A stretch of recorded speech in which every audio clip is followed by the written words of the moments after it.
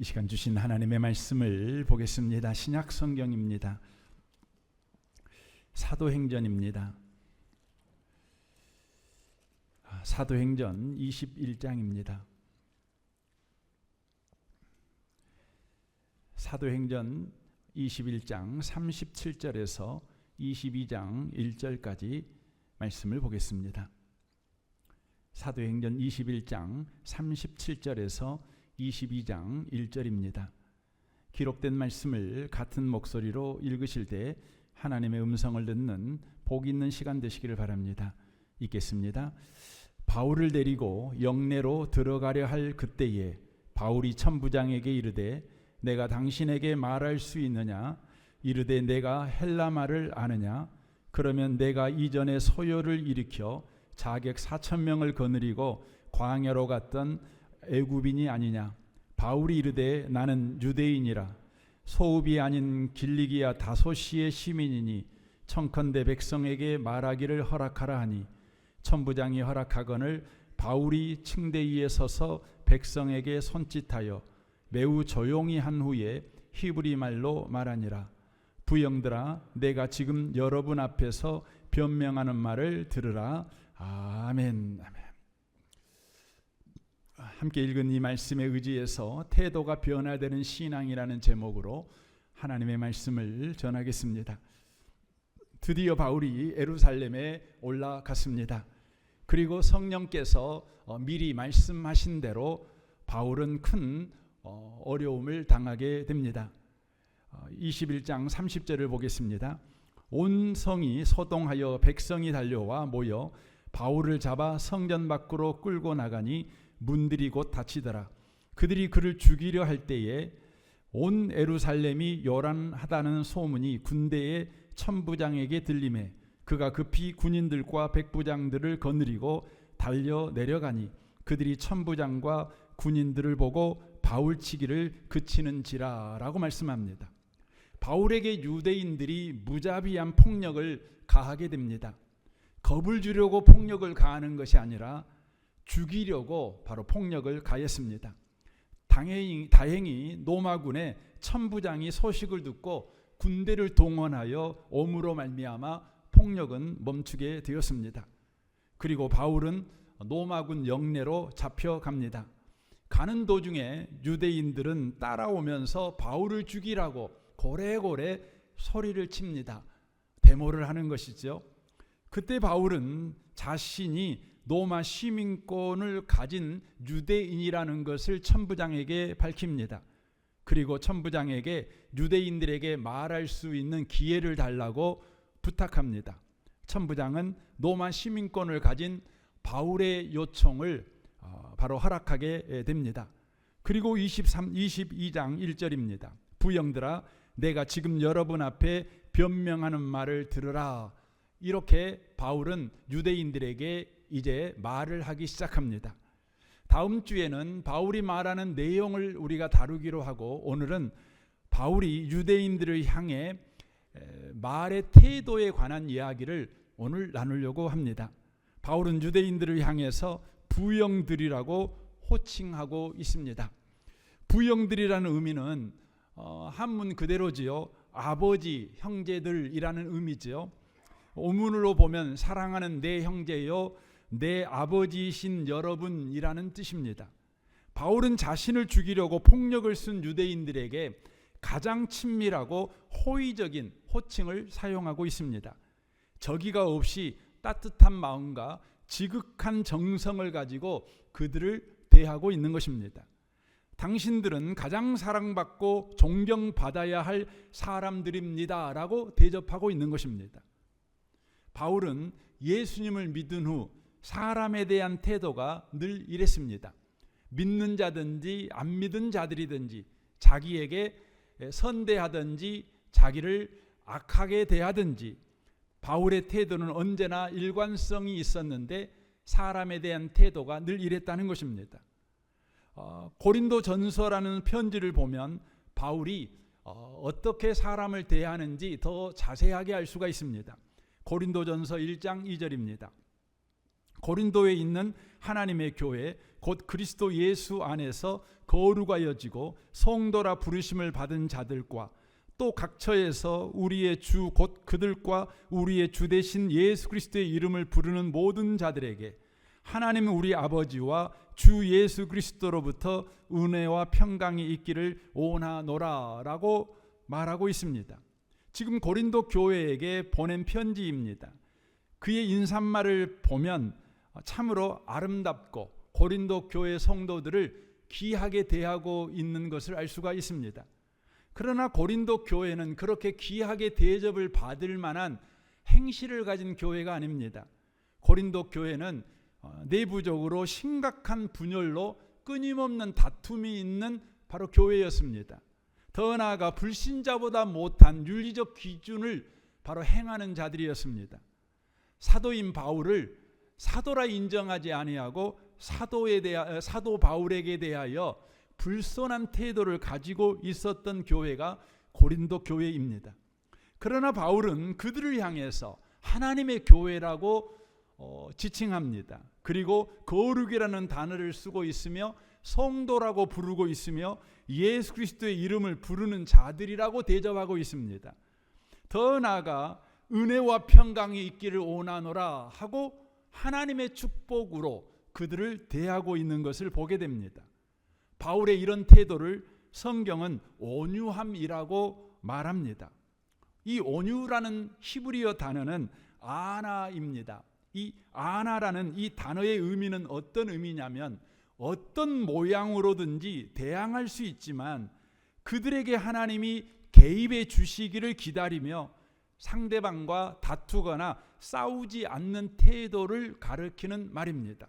한마디로 말하면 하나님의 일하심을 기다리는 태도, 이것이 온유라는 바로 의미입니다. 바울은 자기에게 폭력을 쓰는 유대인들에게 로마 시민권으로 대항할 수 있었습니다. 로마 시민권을 가진 자를 유대인들이 함부로 폭력을 행사할 수는 없었습니다. 이것은 심각한 바로 범죄이기 때문에 그렇습니다. 그러나 바울은 로마 시민권을 사용하여 유대인들의 폭력을 바로 대항하지 않습니다. 왜 그렇게 합니까? 그리고 유대인들에게 지금 선대하는 호칭을 하고 있습니다. 그 이유는 유대인들에게 하나님이 개입하셔서 구원해 주시기를 기다리며 그들에게 애의와 호의를 담은 호칭을 하고 있다는 것입니다. 다시 말하면 온유함은 자신에게 악을 행하는 자들에게 심판하려는 마음을 접고 고난 주는 자들에게 하나님이 개입하셔서 그들을 더욱 불쌍히 여기시고 더 품어주시기를 기다리는 마음, 그것이 온유라는 것입니다. 창세기에 보면 온유한 사람을 발견할 수 있습니다. 바로 아브라함입니다.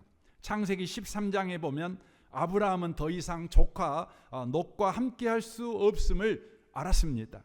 왜냐하면 더 좋은 땅을 얻기 위해 번번하게 종들이 싸우는 일이 일어났기 때문에 그렇습니다. 그때 아브라함이 조카 롯에게 말합니다. 네가 왼쪽으로 가면 나는 오른쪽으로 가고 네가 오른쪽으로 가면 내가 왼쪽으로 가겠다라고 말을 하게 됩니다. 아브라함은 조카 롯에게 더 좋은 땅을 선택할 수 있는 우선권을 주고 있습니다. 광야에서 선택의 우선권을 준다는 것은 아주 위험한 일입니다.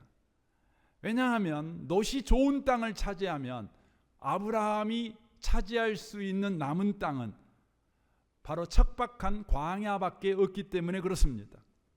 그러나 아브라함은 부모 없는 조카를 먹여 살린 공로를 내려놓고 작은 아버지라는 권위를 내려놓고 조카가 하나님의 복을 더 받아 더 잘 되도록 자신을 위험 속에 두는 선택을 하고 있는 것입니다. 이것이 온유입니다. 우리는 늘 하나님 앞에 주님, 제가 온유한 사람이 되도록 저에게 온유의 은혜를 주십시오 라고 구하곤 합니다. 하지만 내가 잘 되는 권리는 내려놓지 않습니다. 손해보는 편을 선택하지 않는다는 것이죠. 이것은 온유가 아닙니다. 온유는 권리 포기입니다.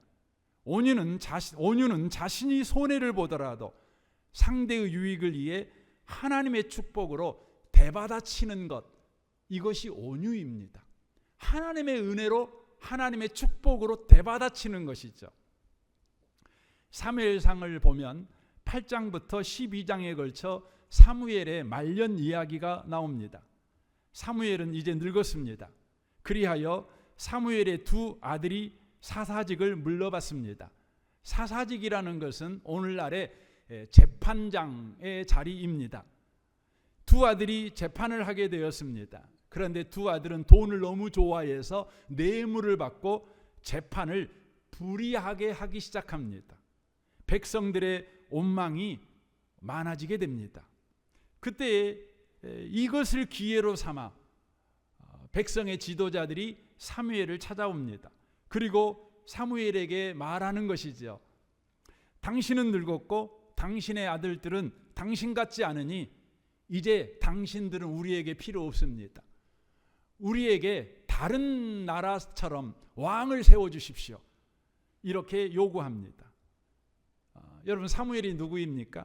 사무엘은 망해가는 이스라엘을 건져낸 구국의 영웅이자 이스라엘을 위해서 수고와 헌신을 아끼지 아니하였던 그런 사람입니다.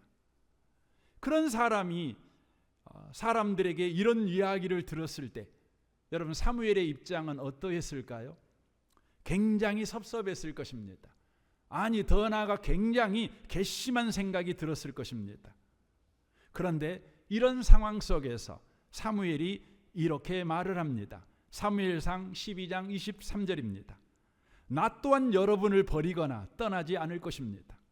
내가 그렇게 한다면 그것은 하나님 앞에서 죄를 짓는 일이 될 것입니다.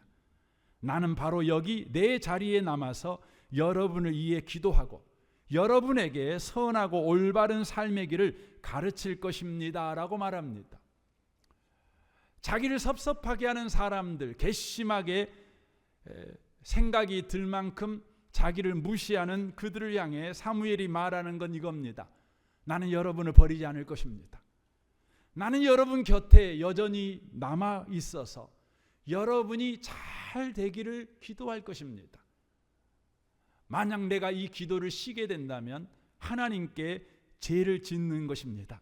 이렇게 말합니다. 사무엘이 지금 누구를 위해서 이렇게 하겠다는 것입니까? 자기를 섭섭하게 하는 자들에게 이렇게 하겠다고 지금 말하고 있는 것입니다. 이것이 그리스도인의 온유입니다. 그리스도인의 온유는 놀랍고 신비한 일을 합니다. 이것을 예수님은 이렇게 말씀하십니다. 마태복음 5장 5절입니다. 온유한 자는 복이 있나니 그들이 땅을 기업으로 받을 것이요 라고 말씀합니다. 온유한 자는 땅을 기업으로 받을 거라는 것입니다. 요즘 부동산에 관심이 많은 분들은 성경 가운데 이 성경을 아주 좋아할 것 같습니다. 땅을 기업으로 받는다.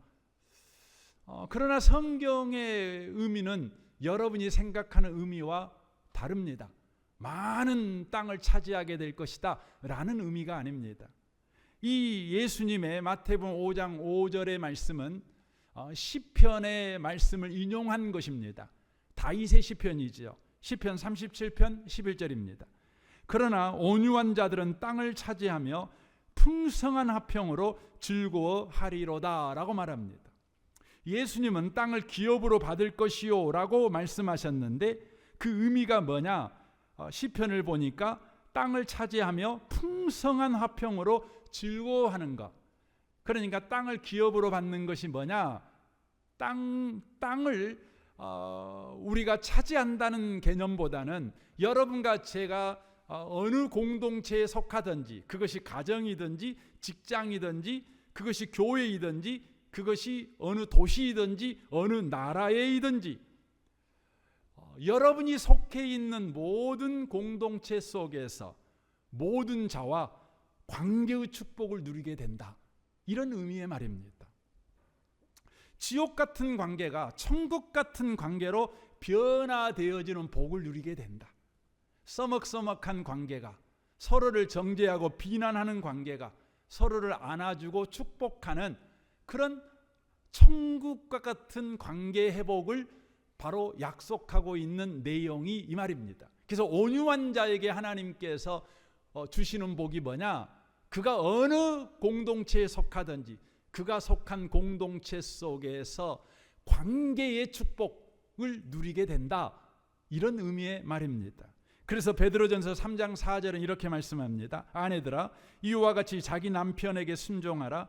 이는 혹 말씀을 순종하지 않는 자라도 말로 말미암지 않고 그 아내의 형실로 말미암아 구원을 받게 하려 함이니 너희의 두려워하며 정결한 행실을 봄이라. 너희의 단장은 머리를 꾸미고 금을 차고 아름다운 옷을 입은 외모로 하지 말고 오직 마음에 숨은 사람을 온유하고 안정한 심령에 썩지 아니할 것으로 하라.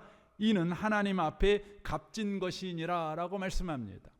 성경은 아내들에게 온유한 마음을 가져라 라고 요구합니다. 아내들이 온유한 마음을 갖게 될 때 어떤 놀랍고 신비한 일이 일어난다는 것입니까?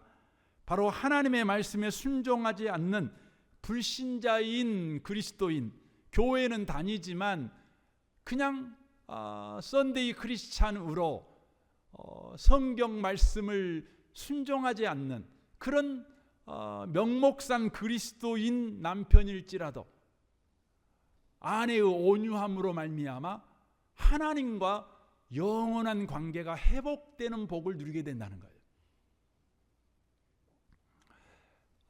하나님과 온수관계였던 남편이 하나님과 친구관계, 하나님과 부자지간이 되는 그런 관계의 변화, 관계의 회복이 일어나게 된다. 이렇게 성경은 말씀하십니다. 아내들에게 그래서 필요한 것이 뭡니까? 외모를 잘 가꾸는 것이 아니라 온유한 심령을 가지고 사는 것이죠. 여러분 어느 공동체든지 그래요. 온유한 사람이 있으면 그 공동체는요 관계의 풍성함을 누립니다. 관계의 복을 누리게 됩니다. 저는 저와 여러분이 온유한 사람이 되어서 우리가 속한 모든 공동체가 관계의 복을 누리는 그런 은혜가 있기를 주님의 이름으로 축원합니다. 아멘 좀 하십시오. 예. 그럼 어떻게 온유한 사람이 될 수 있을까요? 우리는 늘 온유한 사람이 되기를 원하는 소원을 가지고 있습니다.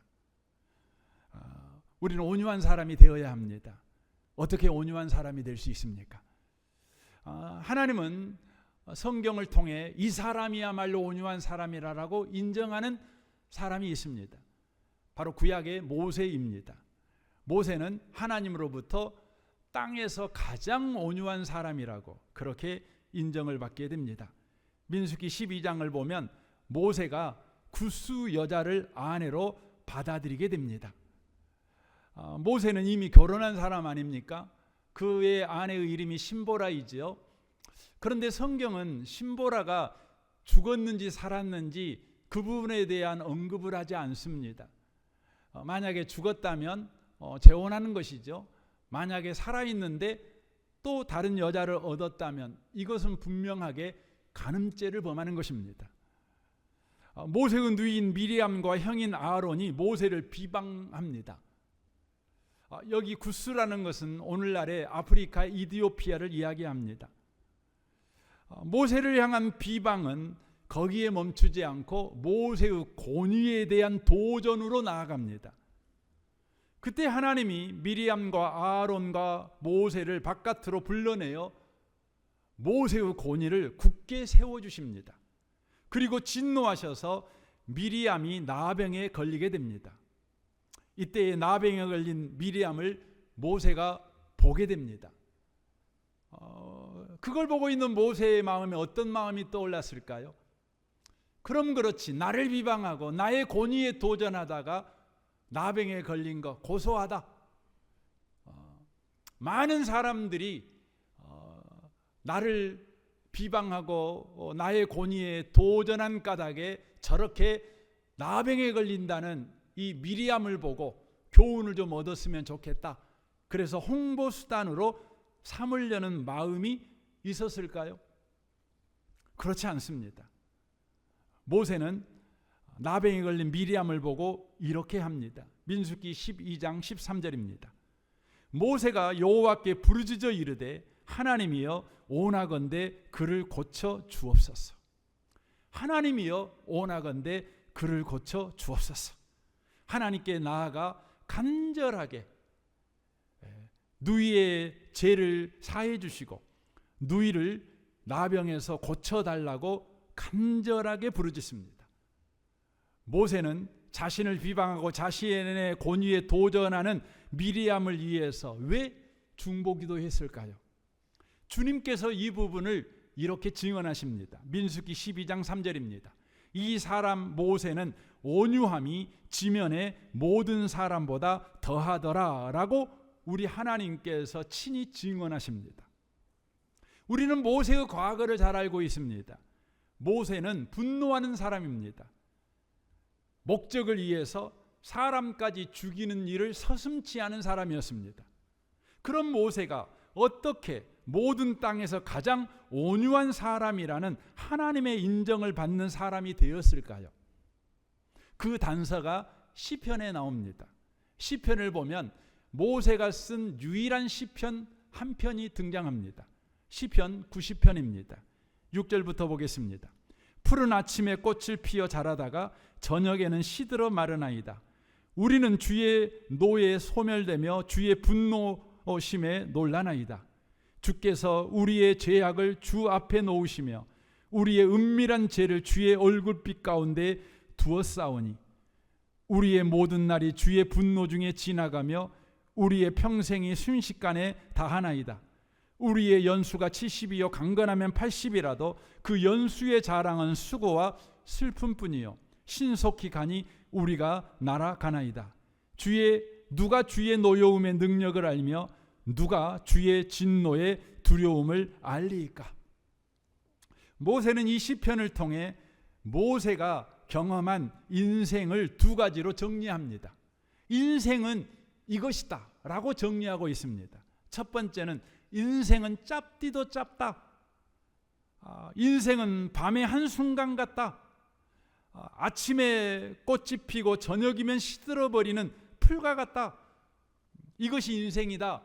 이렇게 첫 번째로 정의합니다. 두 번째는 그 짧디 짧은 인생 동안 사람이 하는 일은 죄만 짓는 것이다. 그리하여 하나님의 진노 중에 인생을 살다 가니 수고와 슬픔뿐인 것이 인생이다. 이렇게 정의 내립니다. 모세가 이렇게 인생을 두 가지로 정리한 것은 이유가 있습니다. 40년 동안 광야에서 이스라엘 민족을 모세는 인도했습니다. 거기에는 똑똑하고 잘난 사람도 있을 것이고 굉장히 잘생기고 못생긴 사람도 있을 것이고 어린아이도 있을 것이고 노년도 있을 것이고 굉장히 젠틀한 사람도 있을 것이고 굉장히 무식하게 무례히 행한 사람도 있을 것입니다. 정말 다양한 사람, 많게는 300만이 되는 사람을 매일매일 만나고 그들을 인도하면서 그 사람들을 관찰해 보니 인생이라는 것이 이거라는 것입니다. 사람을 보니 잘났든 못났든 모두 다 짧디 짧은 인생을 살더라 이겁니다. 그리고 그 짧디 짧은 인생을 살면서 잘났든 못났든 모두 다 악을 쓰며 사는 것이 전부였다는 것입니다. 손해 안 보기 위해서 악을 쓰고 이익을 보기 위해서 악을 쓰는 것밖에 없었다는 것이죠. 대학 정도 나오면 손해봐도 좀 악 안 쓸 수 있잖아요. 이익이 자기 눈에 있다고 그렇게 배고픈 사자처럼 달려들지 않을 수도 있잖아요. 그런데 잘 배운 사람이나 못 배운 사람이나 잘난 사람이나 못난 사람이나 애들이나 어른이나 할 것 없이 손해 안 보려고 그냥 악 쓰는 건 똑같고 이익을 보는데 또 악 쓰는 건 똑같고 참으로 못나고 못난 것이 인간이다. 모세가 본 것입니다. 그런데 이것으로 시편 90편이 끝나지 않습니다. 모세가 깜짝 놀란 일을 보게 됩니다. 그리고 그것을 말합니다. 그것이 뭐냐면 이런 못난 인간들에게 놀라운 반전이 개입하고 있다는 것입니다. 그들의 인생은 짧디 짧은 인생이요, 죄밖에 없는 인생인데 그 인생 밖에서, 그 인생 속으로 놀라운 반전이 개입하고 있었다는 것이죠. 그게 뭡니까? 바로 이 못난 인생을 구원하기 위해 하나님의 일하심이 바로 개입되고 있었다는 것입니다. 이런 못난 인생들을 위해 우리 하나님께서 애굽에서 구원해 내기 위하여 10가지 재앙을 베푸시고, 홍해를 가르시고, 불기둥과 구름기둥으로 인도하시고, 바위에서 샘물 나게 하시고, 아침마다 만나를 공급하시고, 아말렉을 이기게 하시고, 광야 40년 동안 옷이 헤어지지 않게 하시고, 발이 부르트게 하지 않게 하시는 것이 바로 그들의 인생에 바로 있었다는 것입니다. 그래서 모세는 이렇게 고백합니다. 시편 90편 1절 2절입니다. 주여, 주는 대대에 우리의 거처가 되셨나이다. 산이 생기기 전, 땅과 세계도 주께서 조성하시기 전, 곧 영원부터 영원까지 주는 하나님이시니이다 라고 고백합니다. 짧디 짧은 인생에서 죄밖에 지을 줄 모르는 우리에게 하나님은 영원히 우리의 하나님이 되어주셨다는 것입니다. 우리 인생이 하나님 안에 들어와 살도록 하나님께서 친히 우리 인생이 사는 집이 되어주셨다는 것입니다. 죄인을 죄인으로 대하지 아니하시고 짠한 자식으로 대해주셨다는 것입니다. 여기에서 모세는 자기 인생과 이스라엘 민족의 인생을 보게 된 것입니다. 자기뿐 아니라 모두를 은혜로 대해주시는 하나님을 보게 된 것입니다. 거기에서 바로 온유함이 모세에게 부어진 것입니다. 우리는 늘 인간관계에 어려움에 처해 있습니다. 그 이유는 잘잘못을 따지기 때문입니다.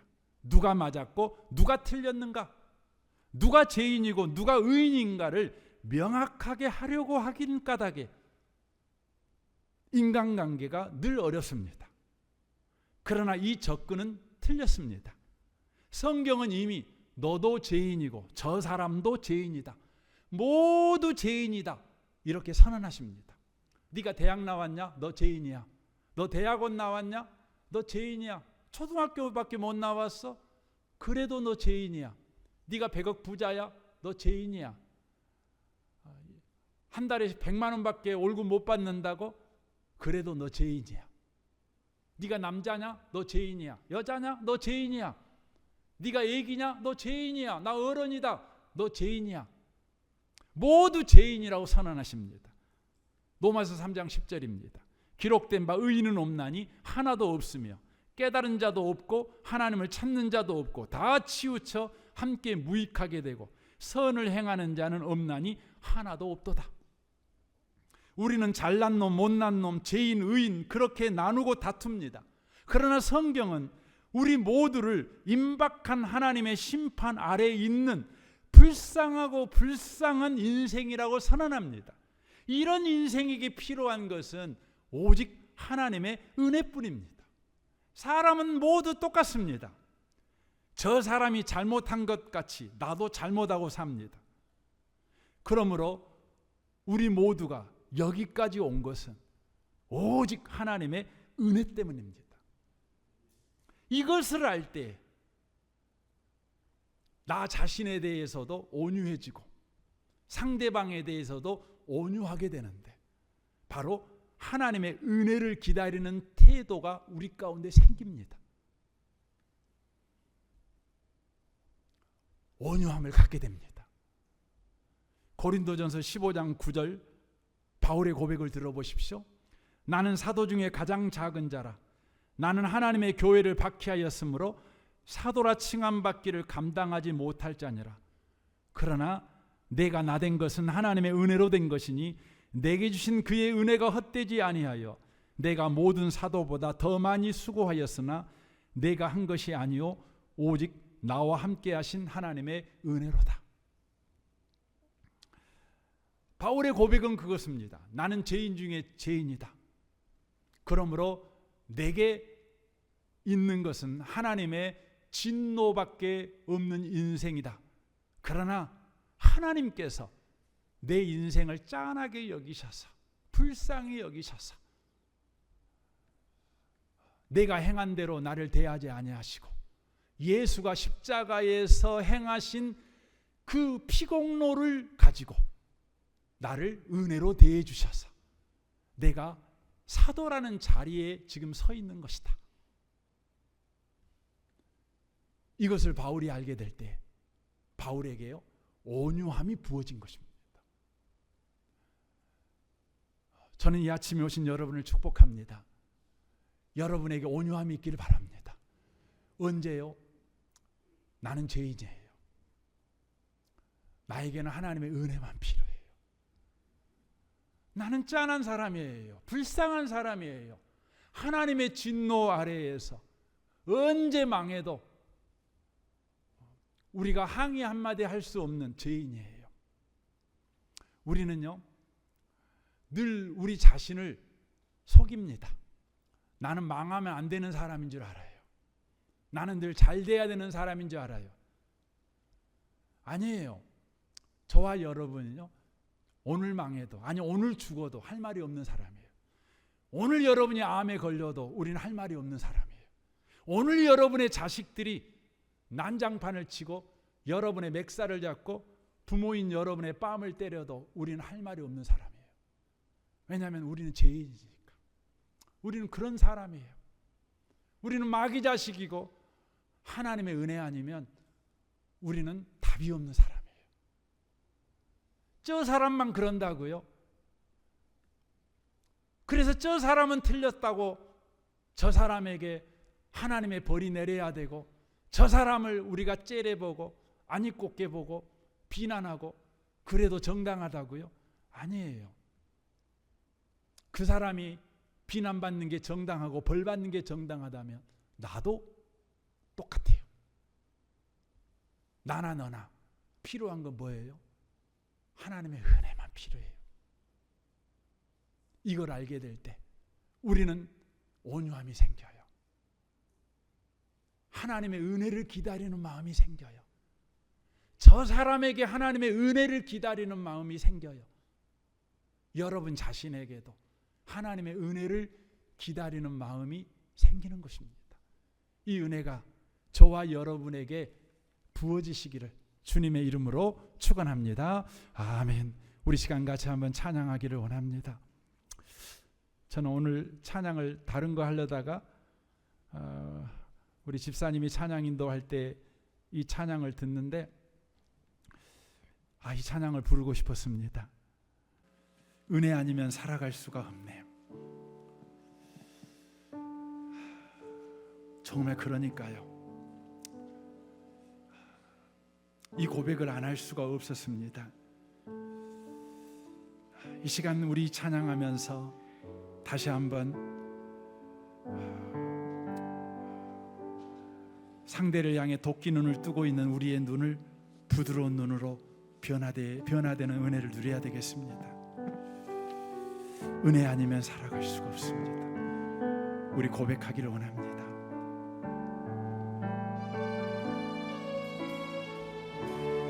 은혜 아니면 살아갈 수가 없네. 호흡마저도 다 주의 것이니 세상 평안과 위로 내게 없어도 예수 오직 예수뿐이네. 다시 한번 고백하겠습니다. 은혜 아니면 살아갈 수가 없네. 호흡마저도 다 주의 것이니 세상 평안과 위로 내게 없어도 예수 오직 예수뿐이네. 그 신계회 가볼 수도 없고 작은 고난에 지쳐도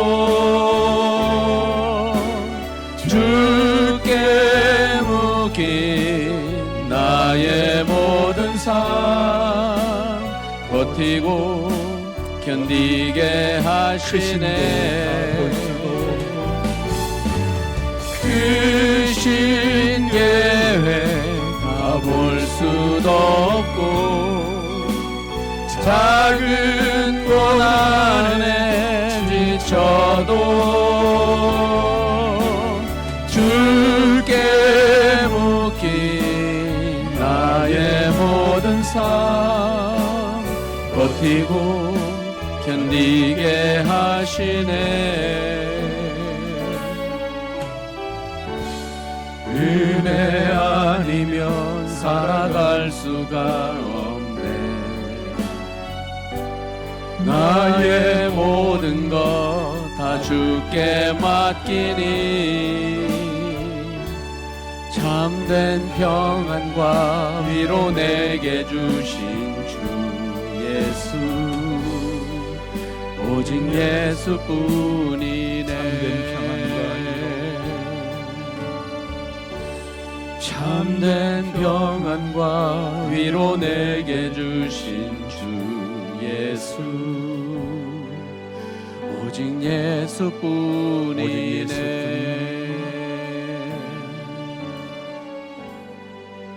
오직 예수뿐이네.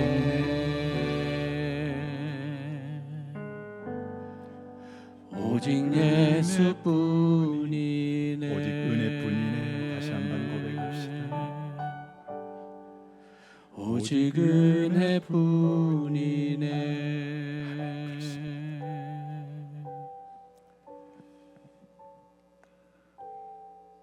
왜 이렇게 우리가 가는 곳마다 관계가 깨지는지, 왜 온수가 생기는지, 그렇게 정다웠던 사람들과 왜 불편해지는지, 왜 우리는 관계의 풍성함을 누리지 못하는지,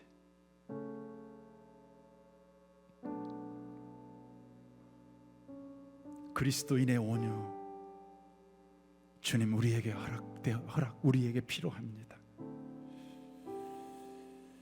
온유한 자는 복이 있나니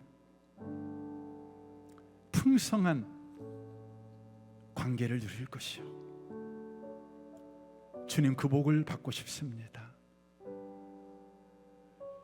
이 시간 우리에게 그 복을 부어 주옵소서. 우리가 고백합니다. 죄인입니다. 주님,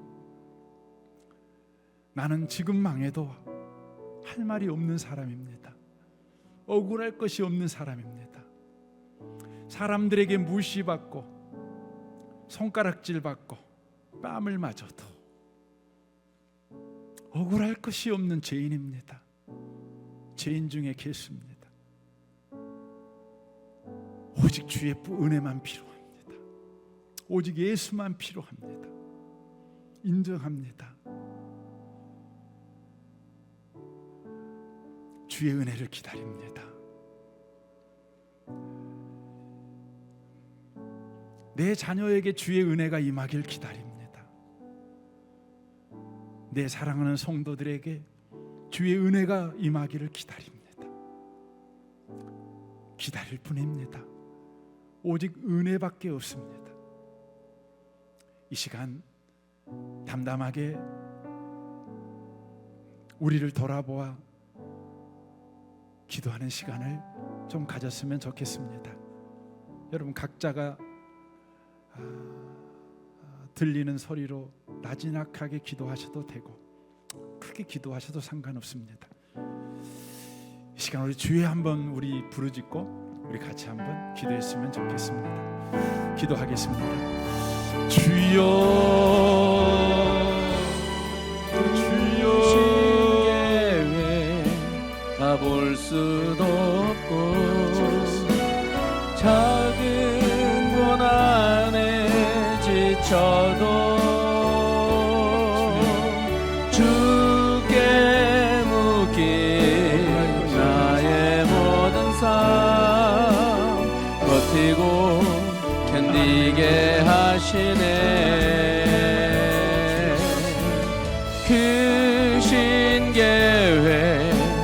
바라볼 순 없고 작은 고난에 지쳐도 주께 묶인 나의 모든 삶 버티고 견디게 하시네.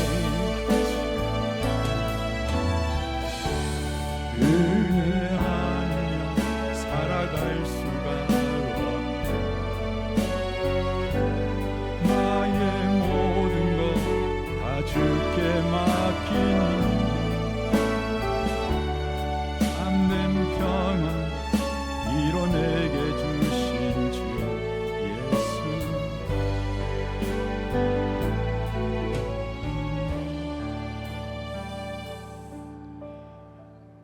주님, 잘해보고 싶습니다. 잘 살고 싶습니다. 누구든지 반가이 맞이하며 안아주며 품어주며 기다려주며 용서하며 만날 때마다 상처 주지 않고 복을 나누어주는 사람이 되고 싶습니다. 나에게 못된 말을 하는 사람에게도 축복으로 되받아칠 줄 아는 사람이 되고 싶습니다. 온유한 사람이 되고 싶습니다. 주님, 이 시간 우리를 불쌍히 여겨주시는 주님이 계셔서 천만 다행입니다. 죄인임에도 죄인 줄 모르고 날뛰는 우리, 죄인임에도 똑똑하면 된다고 생각하고 주장하면 된다고 생각하는 우리, 열심히 있고 헌신만 있으면 된다고 생각하는 우리, 죄인이 열심을 가지면, 죄인이 헌신하면, 죄인이 똑똑하면 이것이야말로 지옥이 아니겠습니까? 주님, 우리를 불쌍히 여겨 주셔서 감사합니다. 죄인을 죄인으로 아시고 우리에게는 주의 은혜만 필요한 줄 아시고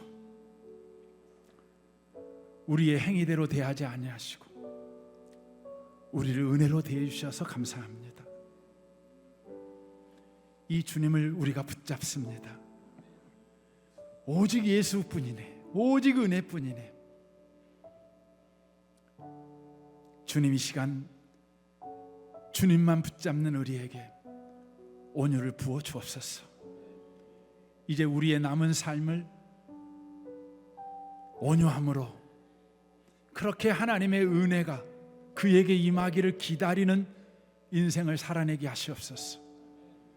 하나님의 축복으로 되받아칠 줄 아는 그런 큰 사람이 되게 하옵소서. 우리가 가는 곳마다 화목의 역사가 일어나길 원합니다. 화평의 복, 관계의 복을 누리는 은혜가 있기를 원합니다. 가정에서, 직장에서, 교회에서, 이 도시에서, 이 나라에서, 우리가 애국 여행을 가는 잠시 머무는 그 땅에서도 그런 일이 일어나기를 원합니다. 이 시간 헌금합니다. 헌금하는 모든 손길을 주님 복되게 하시고 저들이 하나님의 은혜에 붙잡힌 바 된 인생을 살고 있음을 기억하게 하옵소서. 그러니 가슴 펴고 살게 해주시옵소서. 주님, 다리에 힘을 내어 또 흔드는 팔에 힘을 가지고 그렇게 행진하듯 인생을 살아내는 귀한 분들 되게 하옵소서. 예수님의 이름으로 기도합니다. 아멘.